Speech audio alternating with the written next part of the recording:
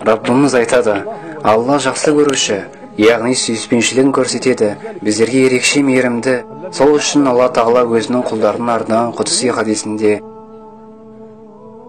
Алла Азза ва Джалла былай дейді: ей адам баласы, қолында билік болғандардан қорықпа, қашан менің сұлтандығым барға дейін. Ал менің сұлтандығым еш уақытта жоғалмайды.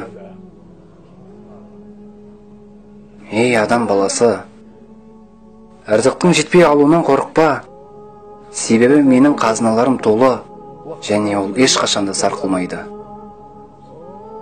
Ей адам баласы, сені ғибадат үшін жараттым.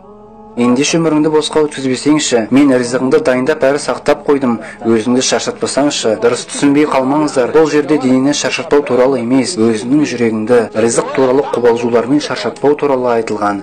Денелер жұмыс істейді, ал жүректер Аллаға тәуекел етеді. Сені ғибадат үшін жараттым. Ендеше өміріңді босқа өткізбесеңші, мен ризығыңды дайындап сақтап қойдым. Өзіңді шаршатпасаңшы.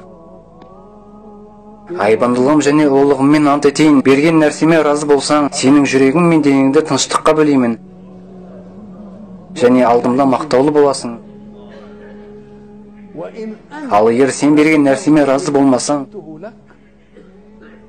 ұлылығым және айбандылығыммен ант етейін, дүниені саған әбігер қыламын.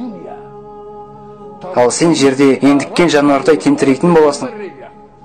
Бірақ сонда да менің үлестіргенімнен артығын ала алмайсың.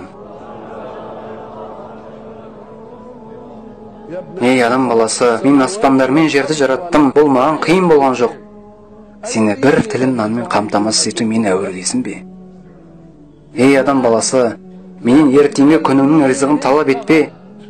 Мен сенен ертеңгі амалдарыңды сұрамағанымдай. Ей адам баласы, мен сені жақсы көрем, бұл басында айтқанға қатысты. Мен сені жақсы көрем, менің оған хақым бар, ендеше мені де жақсы көрсеңші.